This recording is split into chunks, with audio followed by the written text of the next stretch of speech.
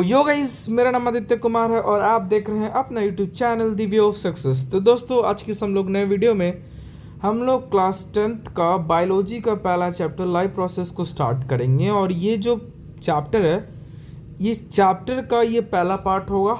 ठीक है, तो ध्यान से आप लोग पढ़िएगा क्योंकि ये चैप्टर बहुत इंपॉर्टेंट है आपके लिए। तो बिना किसी तरीके वीडियो को स्टार्ट करते हैं। तो चैप्टर का नाम है लाइफ प्रोसेस। तो जीवन का वो सारे प्रोसेस जो हमारे बॉडी को मेंटेन करते हैं, है ना, हमारे बॉडी का वो सारे प्रोसेस जो हमारे बॉडी को मेंटेन करते हैं उसको बोलते हैं लाइफ प्रोसेस। लेकिन आगे बढ़ने से पहले हम कुछ चीज़ जान लेते हैं। जैसे कि अगर आपको पूछा जाए कि कोई ऑर्गेनिज्म जिंदा है, अलाइव है, तो कैसे, आप कैसे बताइएगा? तो पहला हम लोग बताएंगे कि वो ऑर्गेनिज्म में ग्रोथ रिलेटेड कोई मूवमेंट हो रहा है कि नहीं, इन्वायरमेंट के बेसिस पे कोई मूवमेंट हो रहा है कि नहीं। दूसरा, हम उसमें कुछ विजिबल मूवमेंट नोटिस करेंगे, जैसे कि वो सांस ले रहा है कि नहीं, ये सब देखेंगे। और तीसरा मूवमेंट हम देखेंगे कि वो किसी मतलब इन्वायरमेंट के बेसिस पर किसी प्रकार का मूवमेंट कर रहा है कि नहीं, इफेक्ट्स ऑफ इन्वायरमेंट से पड़ रहा है कि नहीं। तो इन तीन तरीकों से हम आइडेंटिफाई कर सकते हैं कि कोई ऑर्गेनिज्म अलाइव है कि नहीं। ठीक है, अब यहाँ पे अपना टॉपिक स्टार्ट होता है main, what is life process. तो लाइफ प्रोसेस एक मेंटेनेंस जॉब है हमारे बॉडी का, जिसमें हमारा बॉडी मेंटेन रहता है, चाहे बैलेंस रहता है, इसी को बोलते हैं life process. Life process total 4 types के होते हैं। पहला होता है न्यूट्रिशन, दूसरा होता है रेस्पिरेशन, तीसरा होता है ट्रांसपोर्टेशन और चौथा होता है एक्सक्रीशन। ठीक है, तो हमारे बॉडी का वो प्रोसेस, देखिए यहाँ पे लिखा होगा दोस्तों न्यूट्रिशन। तो हमारे बॉडी का वो प्रोसेस जिसमें किसी सोर्स से हमें कोई सोर्स जो हम बाहर से लेते हैं और हमारे बॉडी में उससे एनर्जी मिलता है, तो उस प्रोसेस को हम लोग न्यूट्रिशन बोलते हैं। हम अगर अपने भाषा में बोले तो ऐसा बोल सकते हैं, it is a process by which we get energy from the source from outside into our body. ठीक है, तो ये हम लोग बोल सकते हैं न्यूट्रिशन का डेफिनेशन। ठीक है, ये सब चीज़ें हैं। और इसमें एक चीज़ और है कि आपको जानना पड़ेगा कि हमारा जो अर्थ है वो डिपेंड करता है कार्बन बेस्ड मॉलिक्यूल से, और हमारे जितने भी फूड सोर्सेस होते हैं ये सब कार्बन बेस्ड ही होते हैं। Depending on the complexity of these carbon sources, वो डिपेंड करता है कि कार्बन कितने कॉम्प्लेक्स हैं। ठीक है, क्योंकि डिफरेंट ऑर्गेनिज्म का जो भोजन का टाइप है वो भी डिफरेंट डिफरेंट है। छोटे जीव का होगा तो उनका जो भोजन जो कार्बन जिसमें उनके भोजन में कार्बन कॉम्प्लेक्सिटी बहुत ही उतना कॉम्प्लेक्स उतना नहीं होगा। लेकिन जो हायर ऑर्गेनिजम्स हैं उनके बॉडी में जो भोजन होगा उनके लिए, उसमें कार्बन कॉम्प्लेक्सिटी मतलब बहुत ही ज़्यादा होगा। ठीक है, मतलब वो जो फूड होगा वो मतलब ज़्यादा कार्बन कॉम्प्लेक्स होगा। ठीक है, तो ये हो गया न्यूट्रिशन। दूसरा होता है रेस्पिरेशन। तो रेस्पिरेशन जाने से पहले आप एक चीज़ और जान लीजिए कि जो हमारे बॉडी में जो न्यूट्रिएंट्स होते हैं ना, वो 2 प्रकार के होते हैं, एक मेजर कंपोनेंट्स वाले, एक माइनर कंपोनेंट्स वाले। तो जो मेजर कंपोनेंट्स वाले जो न्यूट्रिएंट्स होते हैं उनमें 3 न्यूट्रिएंट्स आता है। पहला कार्बोहाइड्रेट, दूसरा प्रोटीन, तीसरा फैट। और जो माइनर कंपोनेंट वाले होते हैं उसमें 2 न्यूट्रिएंट्स होता है, पहला विटामिन एंड दूसरा मिनरल्स। ठीक है, तो अब होता क्या है कि कार्बोहाइड्रेट जो है इंस्टेंट एनर्जी होता है, प्रोटीन हमारे मस्कुलर पार्ट में चल जाता है और फैट स्टोर हो जाता है कोई फर्दर फंक्शन के लिए। तो मस्कुलर पार्ट में प्रोटीन चला गया, फैट फर्दर एनर्जी के लिए, किसी कभी जब हम लोग कोई काम कर रहे हैं, भोजन नहीं मिल रहा है, तो फैट उसमें खर्च हो जाता है। लेकिन कार्बोहाइड्रेट तो बहुत इंपॉर्टेंट, क्योंकि इंस्टेंट एनर्जी है, वो तो हम इंस्टेंट एनर्जी देता है, उसके बिना हम लोग कोई काम ही नहीं कर सकते, इसलिए उससे एनर्जी लेना बहुत ही ज़रूरी है। तो होता है क्या कि कार्बोहाइड्रेट का ब्रेकडाउन होता है ना, इन द प्रेजेंस ऑफ ऑक्सीजन। ठीक है, और इसी को हम लोग बोलते हैं रेस्पिरेशन। तो वही लिखा हुआ है कि तो जो हम बाहर से जो एनर्जी लेते हैं भोजन के थ्रू, है ना, उस एनर्जी का ब्रेक डाउन होता है क्योंकि उससे एनर्जी बने और हमारा बॉडी उसको यूटिलाइज कर सके, है ना, यूनिफॉर्म सोर्स ऑफ एनर्जी के रूप में। ठीक है, और ये जिस प्रोसेस के थ्रू होता है उस प्रोसेस को बोलते हैं रेस्पिरेशन। देखिए दोस्तों यहाँ पे लिखा हुआ है। ठीक है, और ये रेस्पिरेशन होता है ऑक्सीजन के मदद से, यानी ऑक्सीडाइजिंग रिड्यूसिंग रिएक्शन होता है इसमें। और ये ऑक्सीजन क्या करता है, ये बाहर से आउटसाइड से लिया गया जो भोजन है हमारा बॉडी में आया है उसका ब्रेक डाउन करेगा, है ना, और उससे एनर्जी मिलेगा और हमारा उससे सेलुलर नीड्स पूरा होगा, हमारा बॉडी का वो नीड्स पूरा होगा।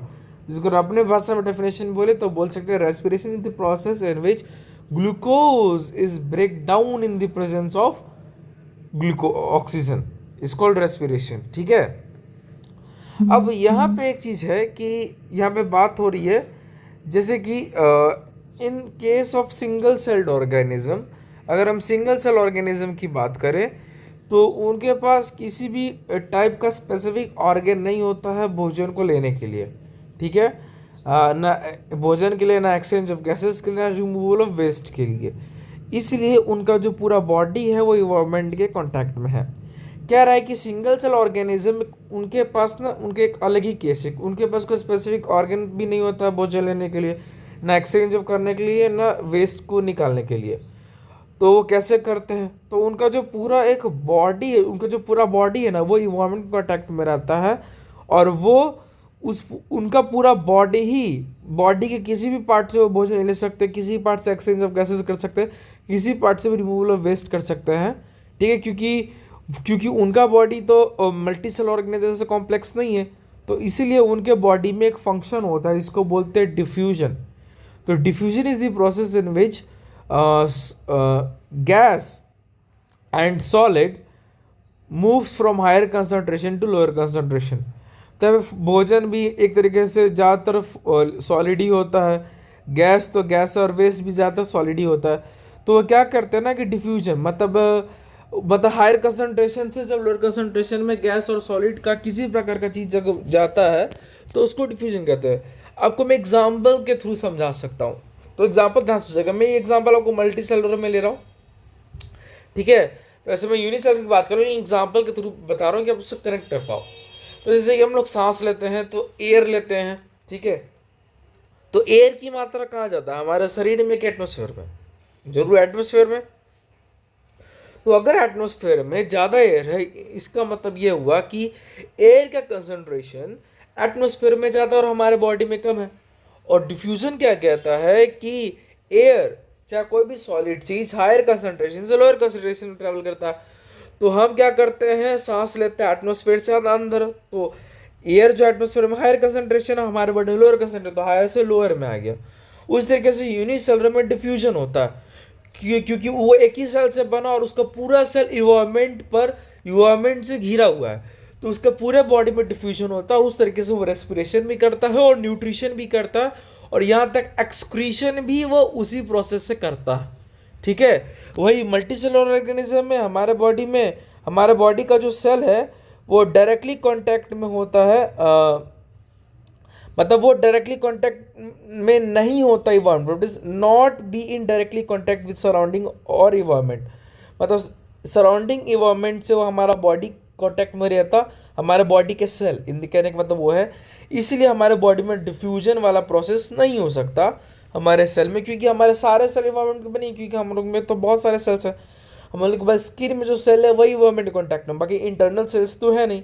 इसलिए हमारे बॉडी में ना स्पेसिफिक ऑर्गन्स होते हैं ये सारे फंक्शंस को परफॉर्म करने के लिए। ठीक है। तो ये मल्टी सेलुलर में होता है। Okay, clear.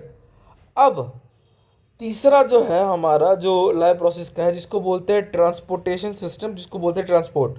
तो न्यूट्रिशन और रेस्पिरेशन में जो न्यूट्रिएंट्स बना था और जो एनर्जी बना था उसको ट्रांसपोर्ट करना जरूरी है, और ऑक्सीजन को भी ट्रांसपोर्ट करना जरूरी है, क्योंकि ऑक्सीजन जो है हमारे बॉडी के लिए बहुत इंपॉर्टेंट है, और ऑक्सीजन रेस्पिरेशन के लिए भी इंपॉर्टेंट है, तो ऑक्सीजन को भी ट्रांसपोर्ट करना जरूरी है।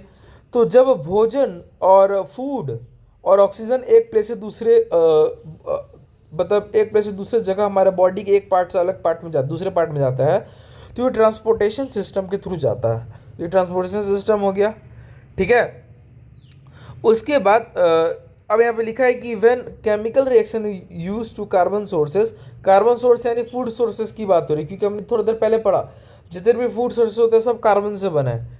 ठीक है। और एनर्जी और ऑक्सीजन से एनर्जी मिल रहा है क्योंकि वो रेस्पिरेशन कर रहा है। लेकिन जब भोजन बनता है, भोजन से एनर्जी बनता है, तो उससे कुछ वेस्ट मटेरियल, कुछ बाय प्रोडक्ट्स भी बनते हैं जो हमारे बॉडी के लिए यूजलेस है, हमारे सेल के लिए यूजलेस है, और ये यहाँ तक वो हार्मफुल भी हो सकते हैं। इसलिए इस वेस्ट सब्सटेंसेस को हम अपने बॉडी से रिमूव कर देते हैं, और इसी प्रोसेस को हम लोग क्या बोलते हैं, एक्सक्रीशन बोलते हैं। यहाँ पे लिखा हुआ है। तो इसको एक तरीके से इसका डेफिनेशन एक्सक्रीशन का बोले तो हम ऐसे बोल सकते हैं कि the removal of waste materials from our body is called excretion. ठीक है, तो ये एक्सक्रीशन का डेफिनेशन हो गया। तो ये सब जितने भी फंक्शंस थे, ये चारों, ये सब मल्टी सेलुलर ऑर्गेनिज्म के बॉडी में होता है, और हमारे बॉडी में भी स्पेशलाइज्ड ऑर्गन्स होते हैं। अगर हम बात करें एक्सक्रीशन की, तो एक्सक्रीशन के लिए हमारे बॉडी में स्पेशलाइज्ड टिश्यूज है, जो मीन्स करता है, जो बताता है कि हमारे बॉडी में एक्सक्रीटरी टिश्यू यानी एक्सक्रीटरी ऑर्गन्स है वेस्ट मटेरियल को निकालने के लिए, जिसका नाम एनस एंड रेक्टम है। ठीक है, तो यहाँ पे कुछ क्वेश्चन इससे रिलेटेड जो भी हमने थोड़ी देर पहले पढ़ा, तो हम लोग ये 4 क्वेश्चंस को सॉल्व करने का प्रयास करते हैं, और ये बहुत ही ईजी है। तो क्या रहा है कि why is diffusion is sufficient to meet the oxygen requirement of multi cellular organisms like human. कह रहा है कि डिफ्यूजन के थ्रू ऑक्सीजन का रिक्वायरमेंट मल्टी सेलुलर ऑर्गेनिज्म में वो इनसफिशिएंट क्यों है। अब थोड़ी देर पहले पढ़ा था कि यूनिसेलुलर ऑर्गेनिज्म का जो एक ही सेल होता है और उनका सेल इन्वायरमेंट के चारों ओर घिरा रहता है, इसलिए उनमें डिफ्यूजन हो सकता है। लेकिन ह्यूमन तो मल्टी सेलुलर ऑर्गेनिज्म, और हमारे बॉडी के सारे सेल इन्वायरमेंट के चारों तरफ लिपटे हुए तो है नहीं, जिस चलते हमारे बॉडी में डिफ्यूजन नहीं हो सकता। और आपको पता है डिफ्यूजन में गैस और सॉलिड चीज़ों का ट्रांसपोर्टेशन होता है, तो ऑक्सीजन तो गैस है, इसलिए हमारे बॉडी में इसका रिक्वायरमेंट डिफ्यूजन के थ्रू इनसफिशिएंट है। दूसरा क्वेश्चन है कि what category do we use to decide whether something is life. हम लोग कौन कौन से कैटेगरीज को मतलब डिसाइड कर सकते हैं कोई ऑर्गेनिज्म जिंदा है कि नहीं। तो पहला थोड़ा देर पहले देखा था कि वो ब्रीदिंग कर रहा है कि नहीं। दूसरा इन्वायरमेंट के बिहाफ पर वो किसी प्रकार का मूवमेंट कर रहा है कि नहीं। और तीसरा उसके बॉडी में कुछ ग्रोथ रिलेटेड मूवमेंट है कि नहीं। तो इन चीज़ों से हम उस ऑर्गेनिज्म को डिसाइड कर सकते हैं कि वो जिंदा है कि मरा हुआ है। तीसरा क्वेश्चन है कि what are outside raw materials used by organism. तो आउटसाइड रॉ मटेरियल्स क्या है। तो आउटसाइड रॉ मटेरियल्स फूड है जो कार्बन बेस्ड है, और अलग अलग भोजन, अलग अलग फूड सोर्सेज कार्बन कॉम्प्लेक्सिटी के अकॉर्डिंग अलग अलग होते हैं। छोटे सूक्ष्म जीव जो होते हैं उनमें कार्बन कॉम्प्लेक्सिटी वाला फूड लो होगा, मतलब उसमें उनके भोजन जो कार्बन कॉम्प्लेक्सिटी कम होगी, और मल्टी सेलुलर वाले में ज़्यादा होगी। चौथा क्वेश्चन है कि what process would you consider essential for maintaining life. तो कौन से प्रोसेस हैं लाइफ प्रोसेस जो हमारे बॉडी को मेंटेन करते हैं। तो 4 कौन कौन से थे।